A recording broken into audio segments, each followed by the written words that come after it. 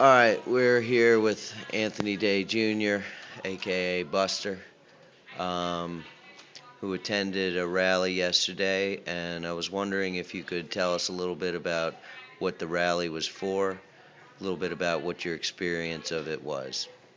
Um, the rally was for the fact that Martin O'Malley is trying to build three new youth jails. If I'm not mistaken, it was probably like a couple of $1 million that he was using to build these jails. And I think what the Algebra Project was saying, look, this money should be going towards jobs and youth jobs instead of these jails.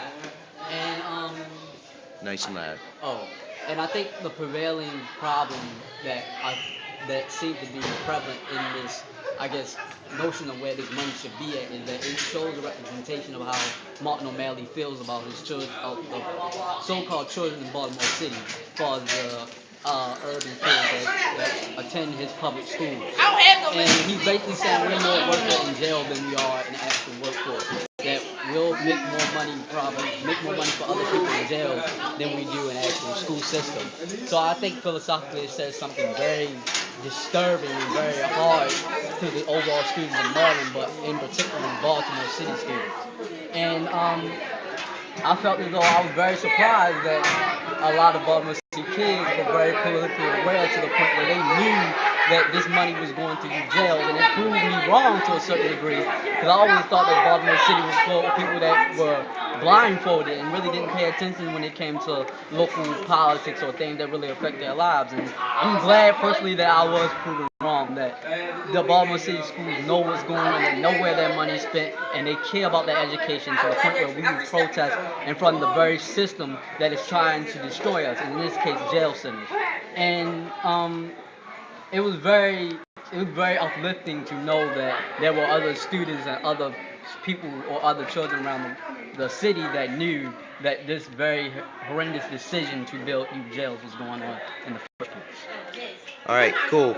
Well, listen, in your debate arguments lately, you have been talking a lot about a couple of arguments. I was wondering if you could tie, if there's any in particular that you would like to tie into some of the things that happened yesterday, and sort of explain the whole protest and everything through the lens of one of your arguments. Well, in this case, one of the lenses that I'll argue about is capitalism.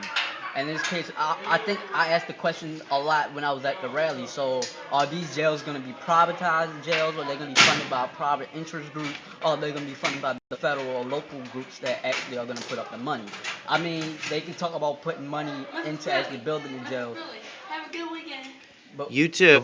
All right, this is one of our students. See ya. Have a good weekend. Sorry. you're cool. And I think what we should question is this going to be a federal prisons or youth jails, or are these going to be actual privatized youth jails? And what I mean is that lately a lot of jails that have been built lately have been privatized prisons, and basically it may sound sick, but they literally get money on how many people they get into the actual jail centers. So I mean, even though it could have been the state that funded the actual building of the prison, but who's the one that actually, I guess, got the money into the hands? Who came with the idea? Why was this idea put forth rather than actually upholding education? And I think ultimately what we need to ask deeply is why it seems that this mechanism, jail, is so much used the most, or is upheld the most than education when it comes to urban city children. And the way it ties into the capitalism argument is that if this is the case that these youth jails will be privatized and be owned by some private interest groups, then they will literally make money and benefit off of poverty ridden conditions that most urban city children go through nowadays, including me. So I mean, it gets to the point where we have to question the notion of why these private youth jails are being built, not on the racism token, but on the capitalistic token of how much money can actually be made from these prisons being built. Even though that sounds pretty sick, but at the end of the day, what motivates Martin O'Malley to make such a horrendous decision in the first place? Is it capitalism, or is it racism, or is it a combination of the two? Okay. Tell me a little bit about that argument that they call solvency in debate. as it relates to the argument about a plan of action. A plan of action in debate currently for, I guess, traditional style, and we've always talked about problems in terms of plan text and as far as the United States federal government does X, Y, and Z, and our solvency will come from the economy, blah, blah, blah, X, Y, and Z. And I think solvency, in terms of me, is more, I guess, organic in this sense.